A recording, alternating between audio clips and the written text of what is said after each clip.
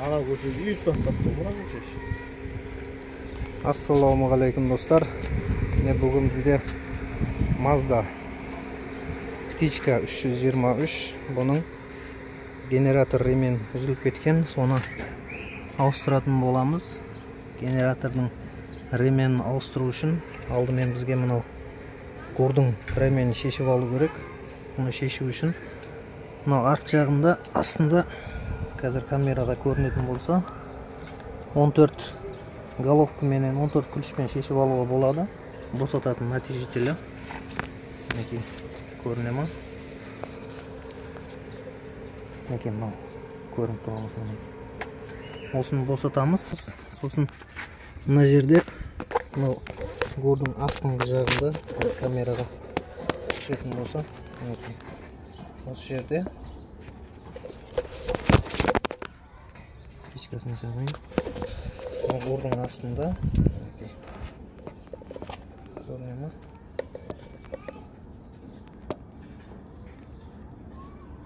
Осы жерде бір 17 гайка тұр. Соны босатсақ, мына гор арт жаққа кетеді, бұл ремен босайды. Қазір алдымен соны босатып алайық. Мен өзім жалғыз болған соң, жәндегі камераны түсіретін не жоқ, айып етпейсіздер болған. Осыны астын босатып, горды артқа жіберіп аламыз.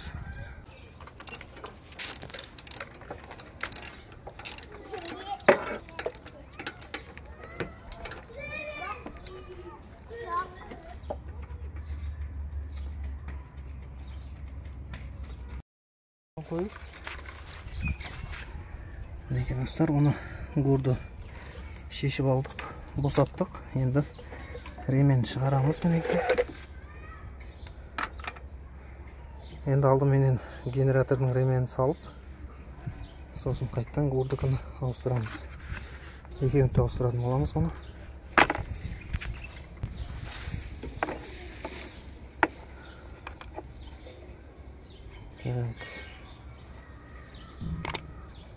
Мынау V4RK900 деген ол генератордың ремені. Мынау мыңдағы ол гордыкі. Алдыменен генераторды салып алайық. Бірінші нені мекті мынау генератордың натижителін босатамыз. Бұл жерде 10 ключ 12 ма? Осыны босатсақ, генератор мотор жаққа қарай кетеді.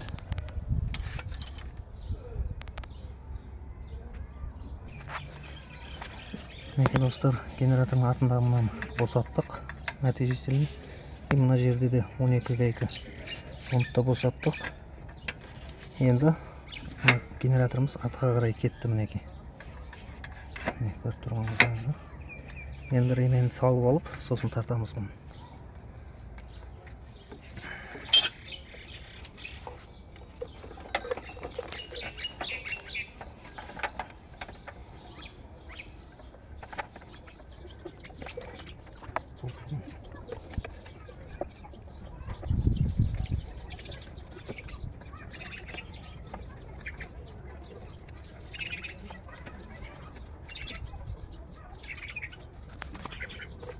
Мінекей достар, бірінші генератордың ременін салдық. Енді мына жақтан мынаны тартатын болсақ, генератор тартылады. Ременді тартып алып, сосын мынау гайкасын қысып қойсақ, ешқайда қимылдамай тұратын болады. Қазір тартып алайық бұны.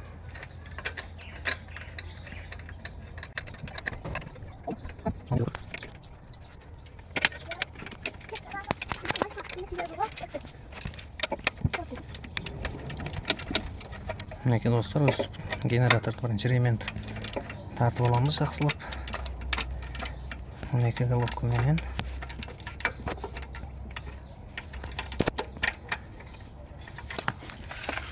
Мінекей тарттық. Ременіміз тартылды. Бұл ремен 45 градусқа айналу керек. Қай жақтан көрсетсем болады. Мінекей 45 градусқа бұл айналып тұр. Тартқан кезде осылай болады бұл. Егер қатты тартып жіберсеңіздер үзілетін болады. Сол үшін тартатын кезде айналдырып көріңіздер ременді. 45 градусқа айналу керек. Енді гурдың ременін саламыз.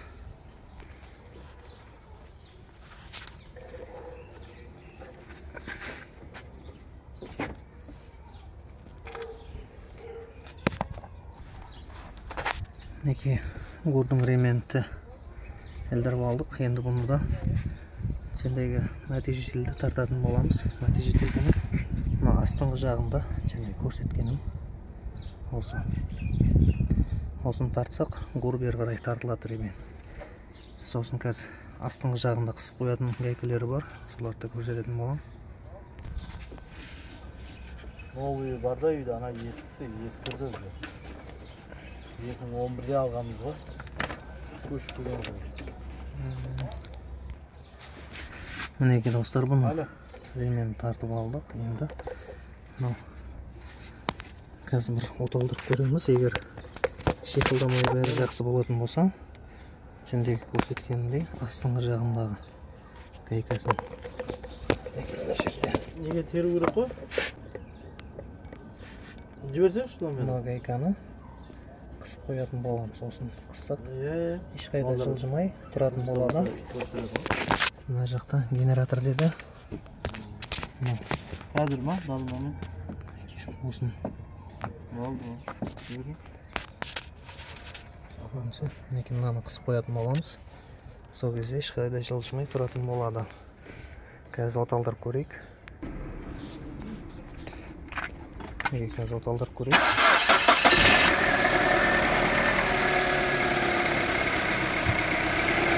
Ременіміз айналдырып тұр. Ешқандай дыбыс шығарып жатқан жоқ. Қысып қоямыз жақсылап. 12 күлішпенен тартамыз.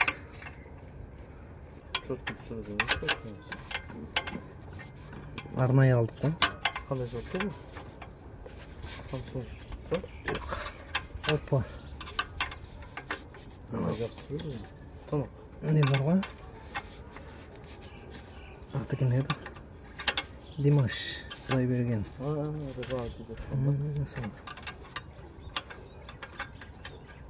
Видеосы жақсы екен, звук та зор ма? Мінекей, бұны тартып болдық. Енді мына жақта гурдың астында бар. Бұл 15 или 14-15 головка.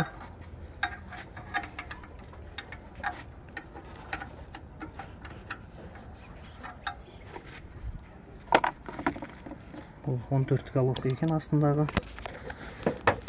Көрінсе қазір осы гайканы тартатын боламыз.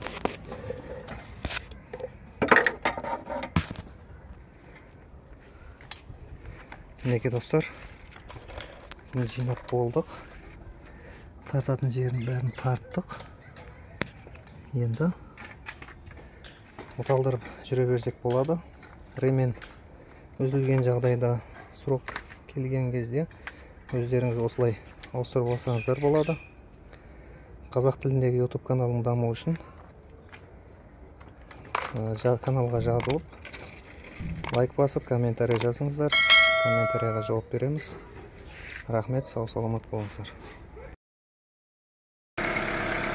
Mazda 323 птичка.